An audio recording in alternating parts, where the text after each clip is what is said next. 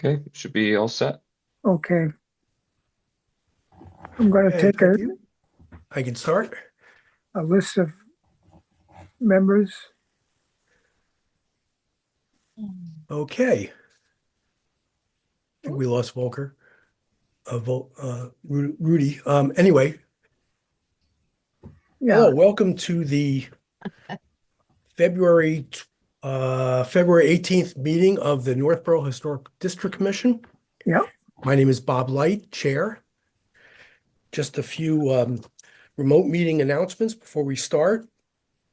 Pursuant to Chapter 2 of the Acts of 2025, an act extending certain COVID-19 measures adapted during the state of emergency and signed into law on March 28th, 2025. This meeting will be conducted via remote participation. No in-person attendance by members of the public will be permitted. The order allows the Historic District Commission to meet entirely remotely, so as long as reasonable public access is afforded so that the public can follow along with the deliberations of the meeting. All members of the Historic District Commission are allowed and encouraged to participate remotely. Members of the public who wish to view the live stream of this meeting may do so by going to Northborough Remote Meetings on YouTube via the link listed on the agenda. This meeting will not feature public comment. Each vote taken this evening will be conducted by roll call vote. Members, when I call your name, please respond in the affirmative. Amanda. Millett. Here. Brian Smith. Here. Brian Swanson. Here. Rudy Volk. Present.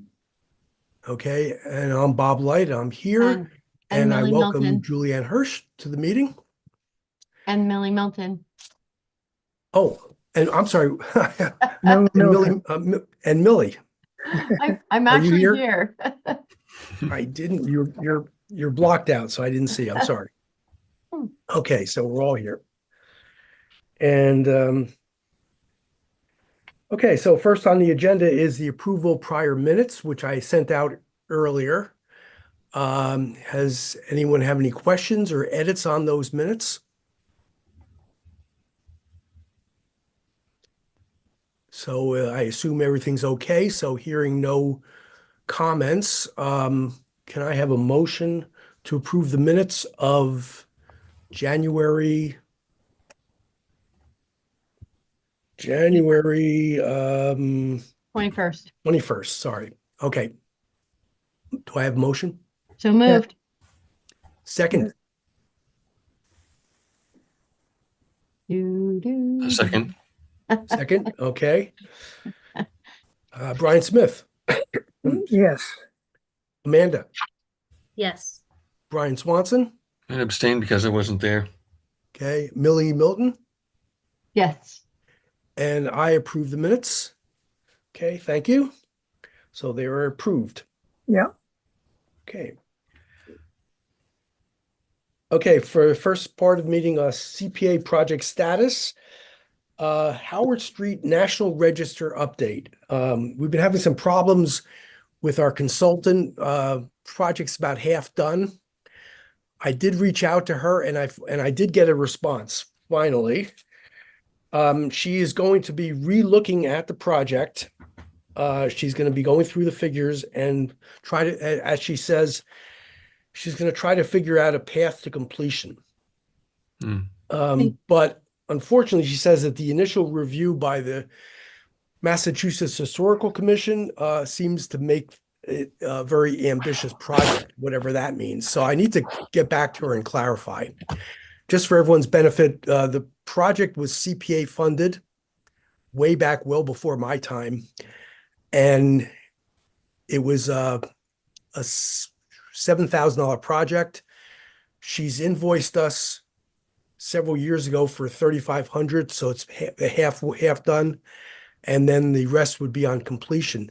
So at some point when I talk to her to see what the holdup is, I'm hoping that we either get a definitive answer from the Massachusetts Historical Commission that either the project is not going to be accepted on the National Register, or it is, but it's going to take some more time. So at some point, we're going to have to make a decision. If there's anything we could do to salvage the project, we might have to go find another consultant to complete it. And we may need to get more funding from CPA next year if possible. But I'm hoping that since I think most of the work has been done, that she'll be able to get a definitive answer from the Historical Commission that it's either a go or no go. So I will Bob, could you follow up and possibly, get back to you next month. could you possibly, for the sake of, again, note taking, provide a name for who you're contacting? I'm sorry. Let me get my Can sound you, up. can you provide a name for the person that you're contacting, just again, for the sake of the minutes and the notes? Oh, it's Lisa Mousoff. Okay, How do you spell that last name? It's Mausolf. Okay.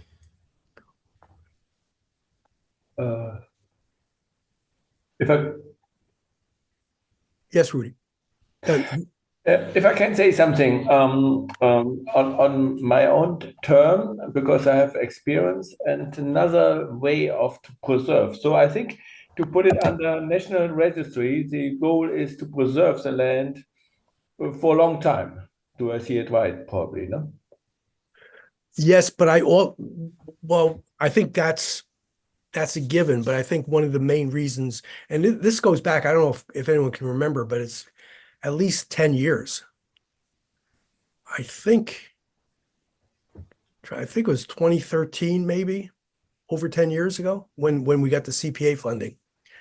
And I think one of the reasons is to put it on the National Register means it's eligible for possible grant funding. Millie, did you have any comments about that, about grant funding for something on the National Register? I actually didn't look into that specific part of it, no. I didn't realize that this had been hung up so much. Yes, quite a bit.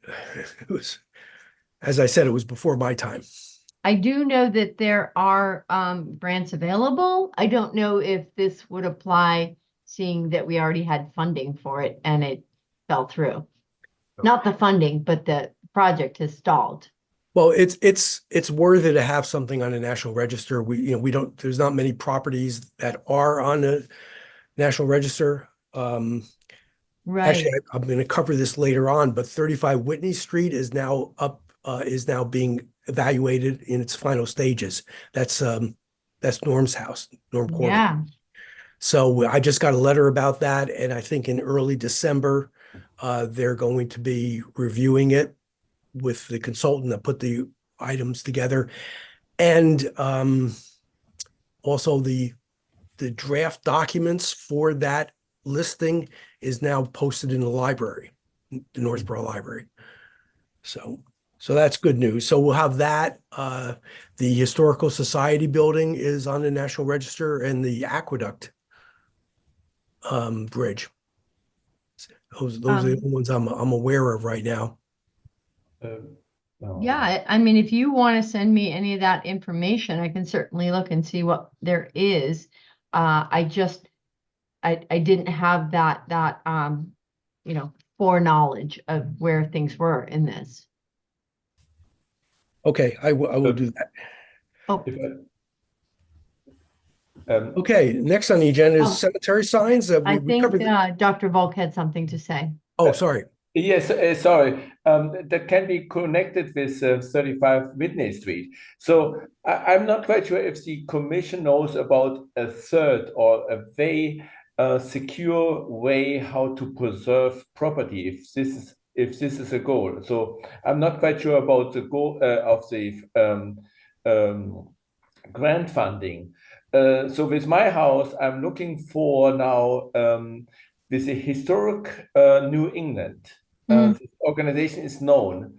They have for $50,000 a legal way how to put into the deeds a non-construction way, also that a destruction, no destruction way to preserve the property in a very severe form. and they claimed, I have on the 24th a meeting with them, with an estate planner from the society, as well as with the director for preservation of historic New England, which explained me this in very detail. So they explained me this already, that they preserve, that they provide the legal documents, but also that never ever can be anything destructed or taken away from the property. And I fear with any burial grounds can be taken away some lands in the future when the population increase as we see it in the past. But also they give consultation, and if there's some infringement with the deeds, then it's a legal insurance which they provide. They go also to court with a new owner or whatever happened then in the future and defend the case. So Well, I don't know don't- if this is known to the commission. Yeah, I don't think that the National Register preserves property. I think Correct. you would have to have a preservation restriction. In fact, there are, I think Northborough actually had some properties that were on the National Register that were demolished anyway.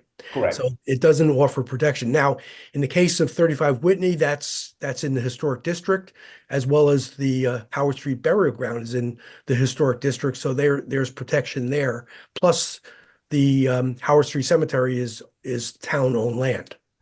So obviously that would also offer some protection.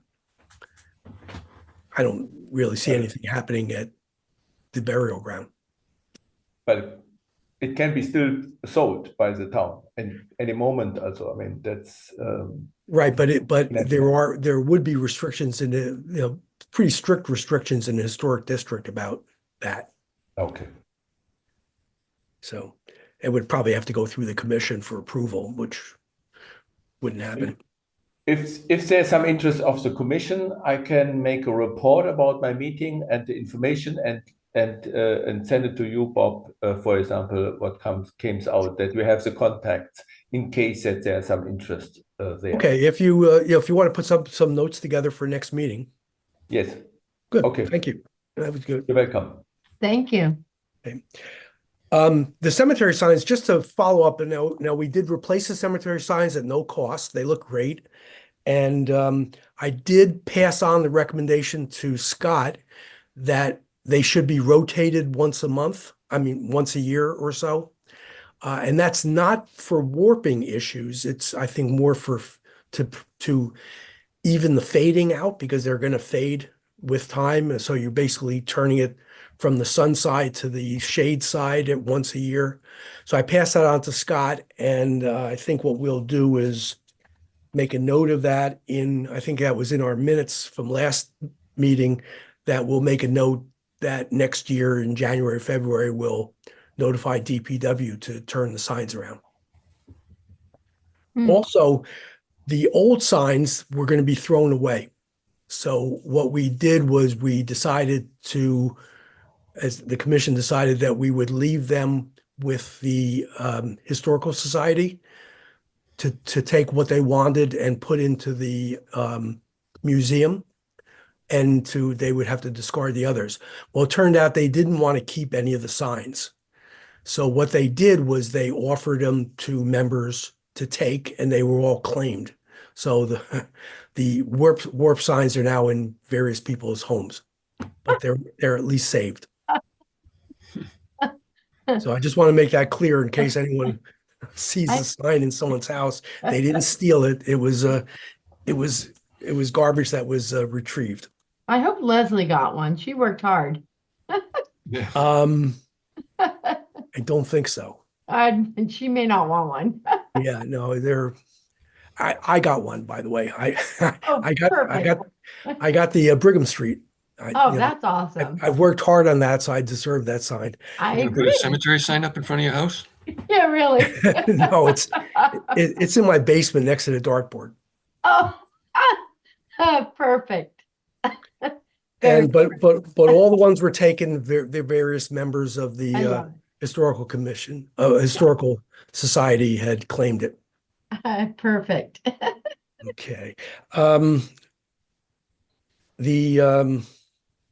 Oh, Brigham Street Burial Ground. So just to follow up, I did speak with Scott.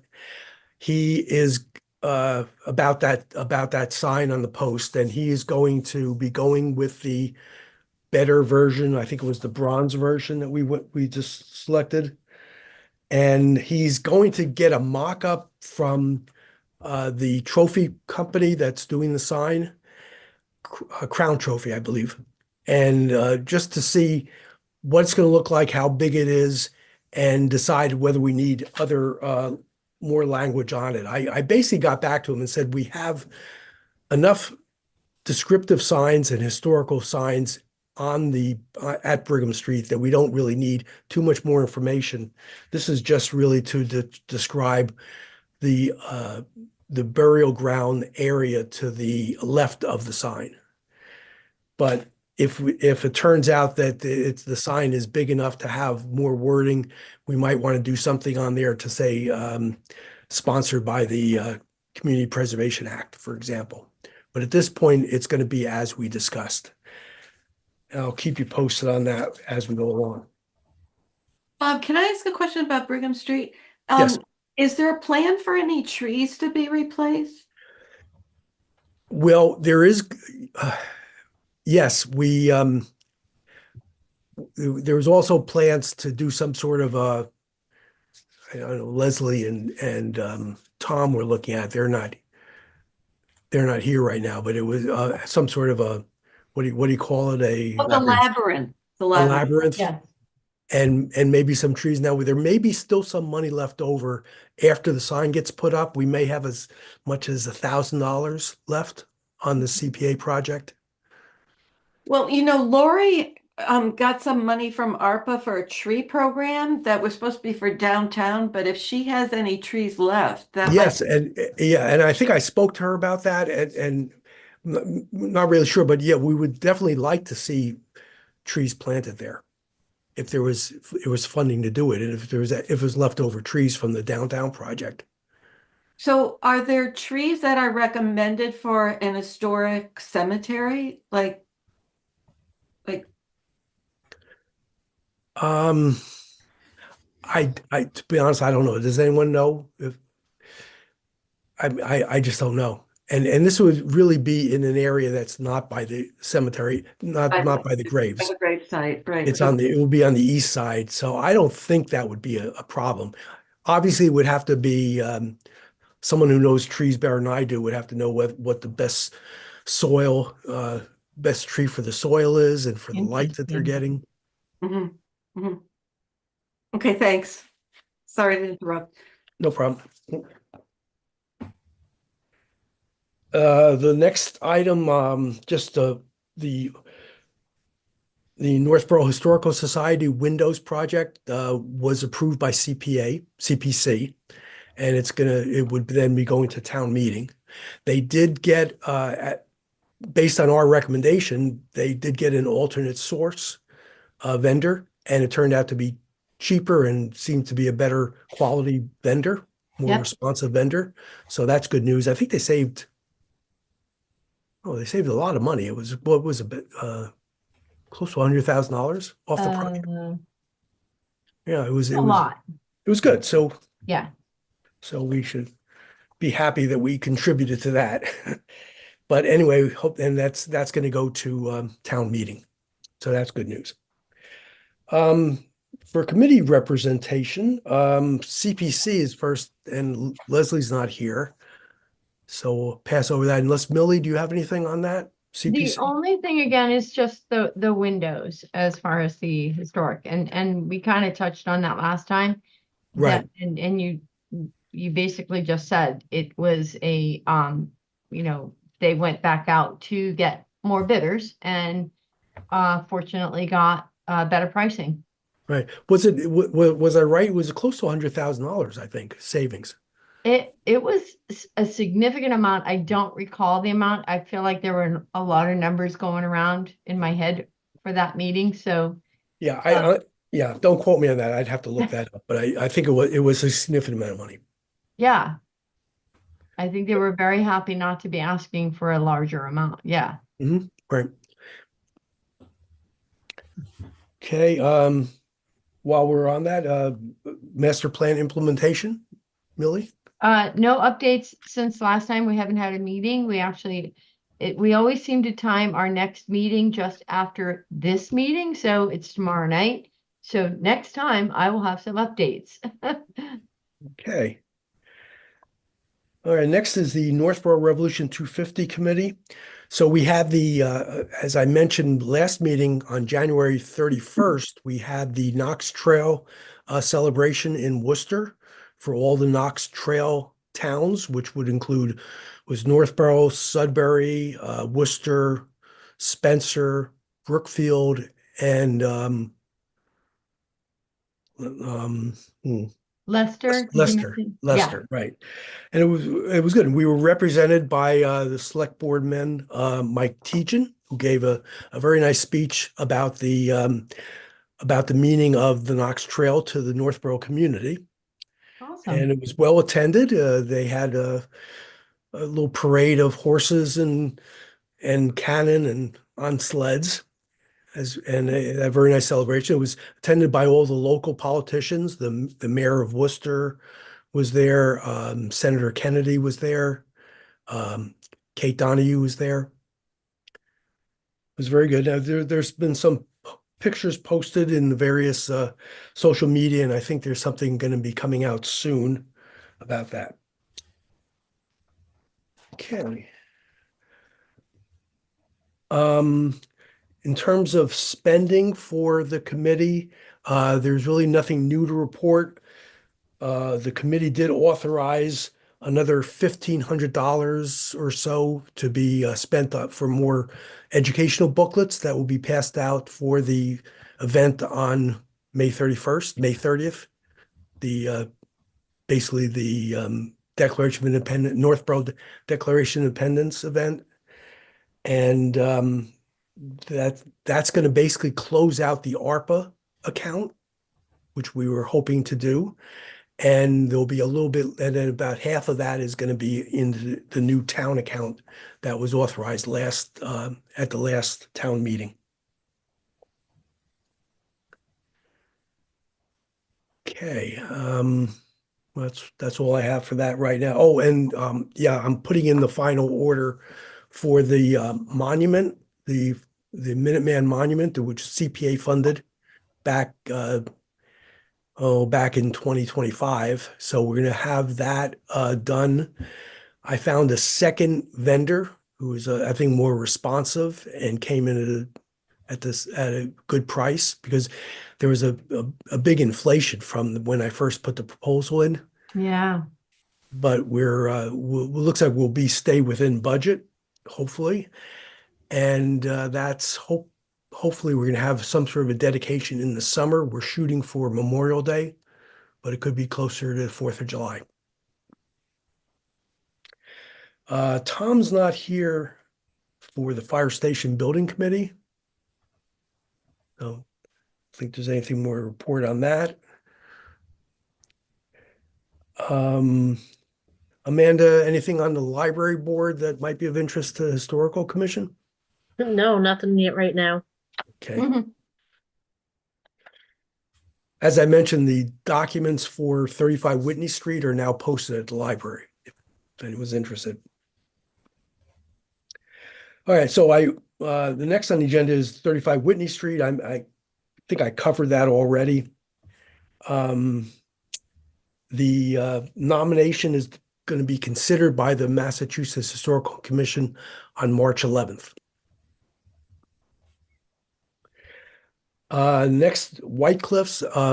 Really nothing new on that. We're still waiting about a decision that would have to go before town meeting on whether a lease or buy. I guess the last I heard is they're looking at a lease again, and that would probably mean that the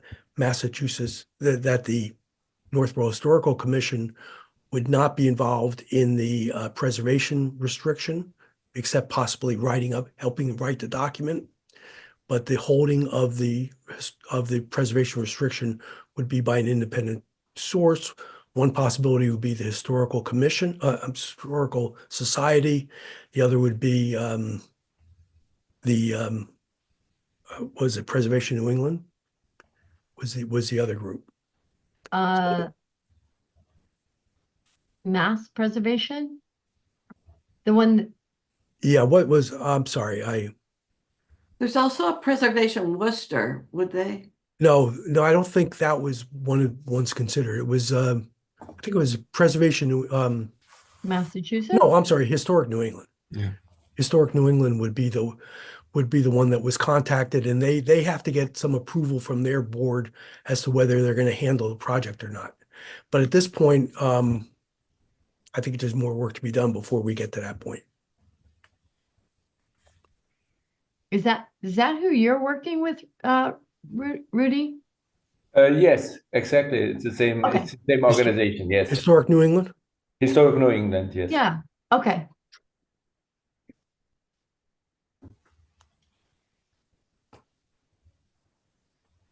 Okay. Next is the review of master plan goals. One of the things I went through them a little bit, and one thing we want to consider is to look at the goals and see what we might need for CPA funding. Now it's early, but we still have to be prepared for putting in something in the fall. Right. And like for example,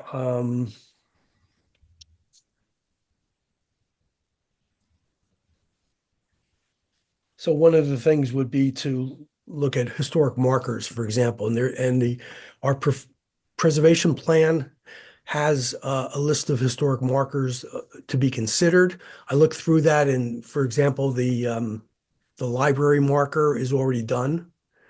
The other two signs that were done on Lyman Street for the Nipmuc Nation and the farming community, that's already been done. But there are a few other signs we can consider, and there may be others that are not on that list. If anyone, I can show you that in the preservation plan. Just one second. On the preservation plan? Yes, it's our preservation plan. Yeah, what page? Do you have a page number? Yes.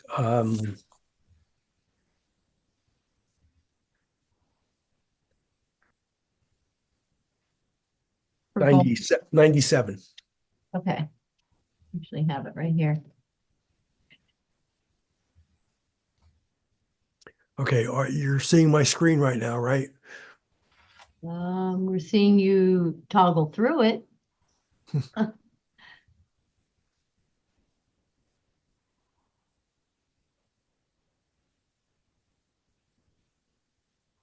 Okay, can you see that? Future historic marker locations, that's the one you're looking at? This is the page 92 of the preservation plan. You see Yep. that? Yep. Okay. So this is the list of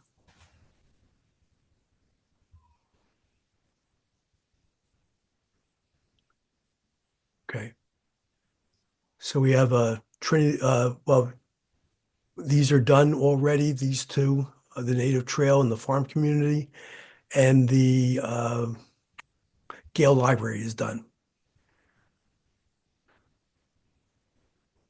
Okay. So this is a partial list that was done a few years ago, so we may want to update this to see if there's others.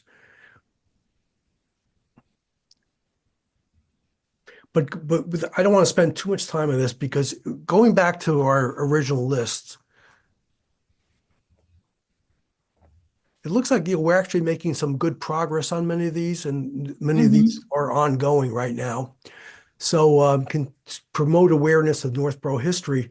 So there are several local articles each year published. A lot of that has been done under Revolution 250 that we've been doing. Norm Corbin is also publishing a lot of articles. I think he's doing.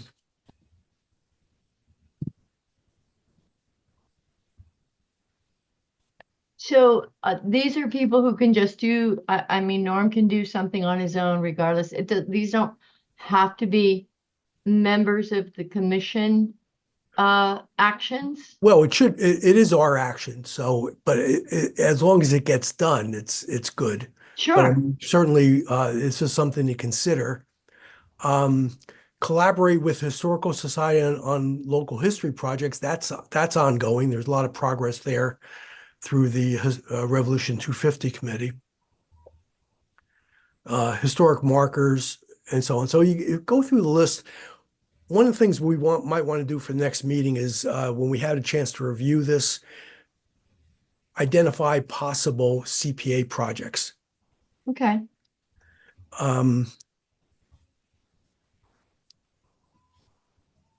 The other one that we had talked about was on the area of the beehive stone walls, for example. Yep. So this is the expand the historic assets inventory. This is a possible CPA project to get a Yes. consultant in here to expand our macros filing. Yeah.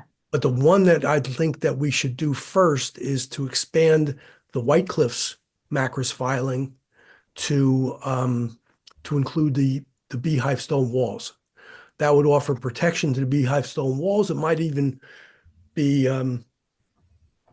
something that would be of interest to Elegant Banquets also with the property, is to expand their macros listing, and it might help for the preservation plan as well. But that would offer some protection for those two stone. Well, actually, I understand there may be three stone walls we're talking about. It would be the Main Street, the East Main Street, and the one by Peasley School. Those were all Wesson properties at one point. Yes. Yeah. Yeah, and I honestly think, there are others, but that's a good start, I think. Okay. But we don't, I think I was, I'd written that I was looking into how to do some stone wall, conservation. The idea is not really to preserve, but to conserve and to, not rebuild them, but the idea is that we just be aware that they are a significant part of our history. But I like to watch that. There's another video I wanted to watch on what's the steps to incorporate. I think you can include the beehives on the Weston property because that property is already established on the macros listing. So you can go figure out how we would expand that. But the ones that aren't on the macros listing, I'd love to see what the steps would be to put those on some sort of a conservation watch or something. Yeah, I think what we do need to do is get someone familiar with doing the macros listings, and besides White Cliffs, to expand to the other properties. Am I right that the macros listing is fixed at what was 100 years old back when it was done? Yes. So there's this. And there's no time limit. One of the suggestions in the preservation plan is to extend that to 50 years. How about to just keep it at 100 years and sort of ongoingly fill in the blanks as we go?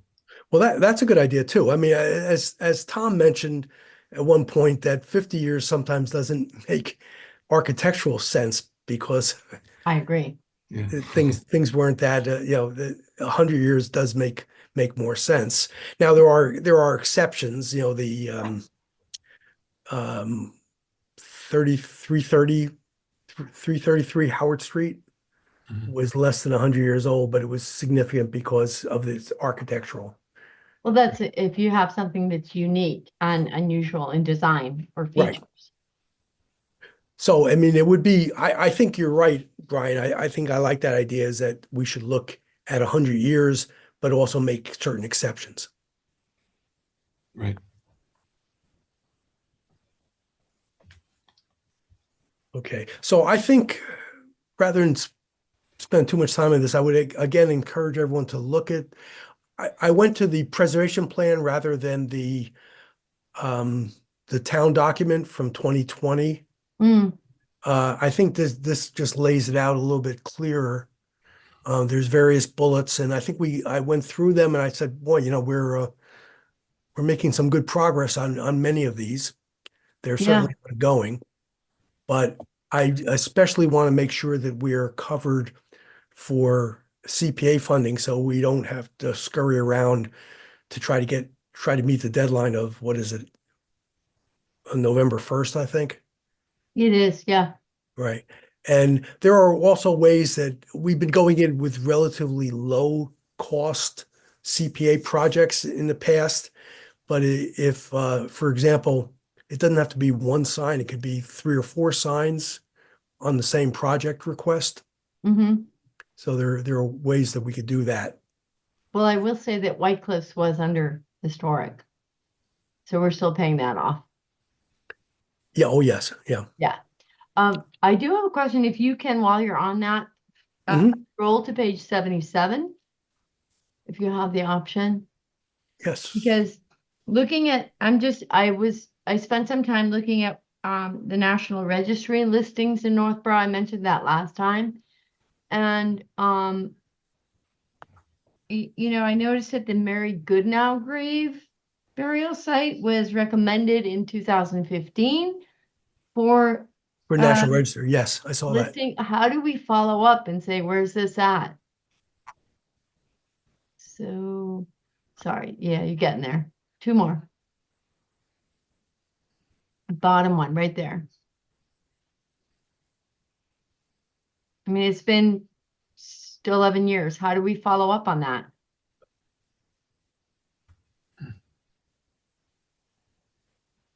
I don't know if it's ever, I don't know where that stands at this point. You can see what we've been going through with Yeah. with Brigham Street. Well, that's The what Howard Street's listed too.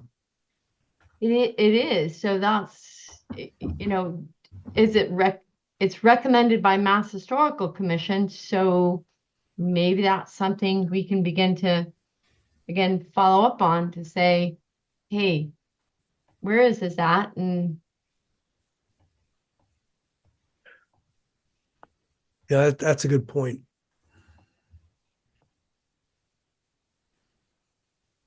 I have to go back and check and see what the reason that was listed as recommended by the Historical Commission, right. because I don't think we had anyone working on those papers.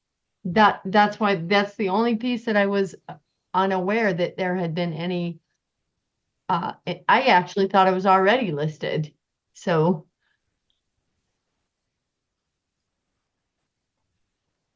anyways, just that's the only one I was kind of pointing out. Right. And then the other, I see 35 Whitney's listed there as well. So that's close to being done.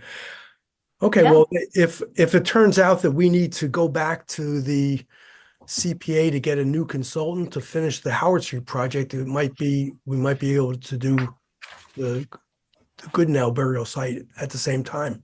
Right. And that's what made me, if we're going to do that, why not see what we can do with both? Yeah. Okay. Good, thank you. So let's move on to this. We'll go through the list, at least looking to see any projects that we might want to take up, and especially things that might require CPA funding that we could put something together to meet our goals. Yeah. Okay, thank you. Okay, I had next on the agenda was the Beehive Stone Wall preservation. We've covered a lot of that, but I wanted, Millie, did you want to talk about the Chapin Mansion, the 2 stone walls that are on Hudson Street? So I don't know how to get pictures on up there, but I have a picture of the mansion if you want to see it. it was actually the current day stone walls on that again, I think I was mentioning I've been reading a lot about stone walls, and what got me interested was the beehive end caps at White Cliffs, which are, as far as I can tell, I've been looking for 3 or 4 months, extremely unique and unusual. And they were designed by the landscape architect who did White Cliffs, which is Justin Sackett out of Springfield. I was told that there were a couple of others in town, and one is at Peasley School that was originally part of the Weston Estate, and these two others are on Hudson Street that were part of the Chapin Mansion. And it was kind of interesting because when the Chapin Mansion has gone through a few different iterations, but when it was the most famous one that was built in 1891. And there's a picture of it that actually has, There's the Chapin Mansion. that's the mansion, and a picture that also has can you bring up the one that has the end caps, the stone wall end caps? With the dirt road? Do you have that one? I don't have that one. Okay. Well, there's a picture of it that seems to be relatively at the same time of the mansion. Oh, that's close to it. Okay, so there's the current ones. Yeah. Is this it? Yeah. So those are present day, but those existed back in 1891, like I said. And the White Cliffs Mansion was built in 1886. So I was curious as to whether it was the same architect, and I can't find out who built these on Hudson Street. But these beehive end caps are extremely unusual. And so I am looking to basically see if there's a way to put those under. I've been in touch with the well, they haven't connected back to me, but the Preservation Massachusetts, and just trying to see if there's something really unique and archaeologically, historically significant, worth conserving on this style of stone wall end cap. The mansion unfortunately burned down. Actually, it burned down twice. It Yeah. was partially rebuilt. I think it was in And partially 1891, and then it finally was destroyed in 1915. Yep. Where is this in Hudson? You said Hudson Street? It's in Chapinville, Oh, okay. up in the Chapinville area. Yep. I forgot the number, Hudson Street. I should have it somewhere. It's just really interesting. I thought it was interesting. I'm sure anybody else did. Yeah, I don't see. We wouldn't be able to use those. You said there were two stone walls, right, on Hudson Street? They're two beehive end caps. Okay. They're separated by a driveway. Okay, right. That we saw that. Yeah. So that would not be able to be part of the White Cliffs macros. And of course, the mansion is destroyed. So Right. But I was thinking just stone walls because there is a pretty strong movement towards recognizing the significance of stone walls. And again, not preservation, but just conservation and awareness. okay. I have a question about that. Do we have a bylaw in town about like that a person can't take down a stone? I think we do, don't we? We do. Unfortunately, it only covers scenic roads. Right. So, Only if it's on a scenic road. So we get notified when there's a modification to a scenic road. Lori Connors would always contact me, but the bylaw only applies to that our commission has a say in what happens to a stone wall on a scenic road. And there's certain, I can't remember, but there's certain roads in Northborough that are specified as scenic roads. Yeah. But for example, the ones on Main Street, East Main would not be a scenic road. Which is why they should Right. preserve somehow. Right. Right, exactly. Huh. Well, is there something we can do to make sure? I mean, like Hudson Street, that could go down. It's because I don't think Hudson Street is a scenic road, is it? I Nope. don't know. And I mean, it's Chapinville, so it's kind of a historic area, but it's not a historic district. No. So that's kind of what we're working on, is trying to not only have the ones that are, so visible along the roads, but just have people be aware that they have something, a pretty unique New England iconic feature on their property or in the area. Mm. I'm going to talk to Bob Frederico in the building department, because he's the one that he's the one that gets the demolition requests and then Mhm. passes them on to me if it's historic.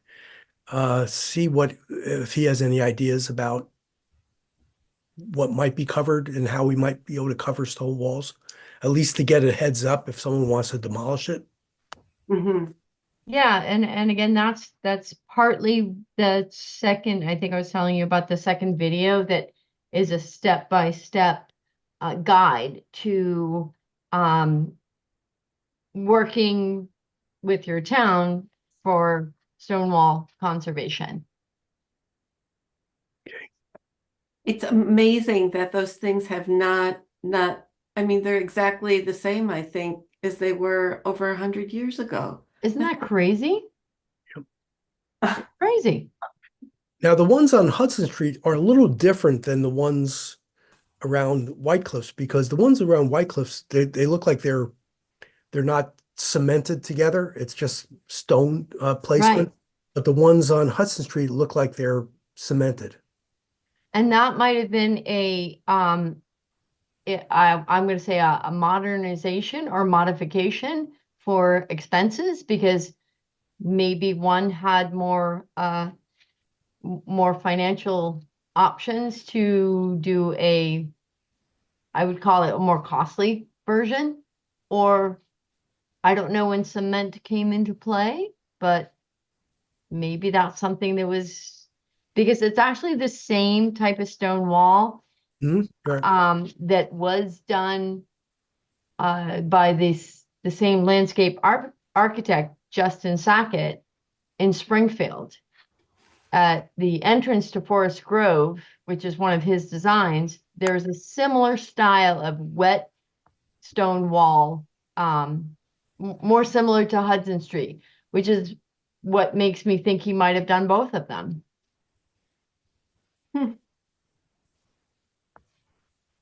I can send Okay. you that picture.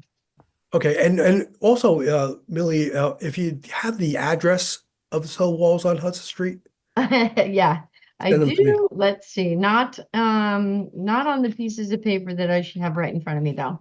That's okay. When you get a chance, I just want to Yeah. make sure. Yeah. Okay. Any other business before the commission? Let me see if I had any notes. No. No, nope.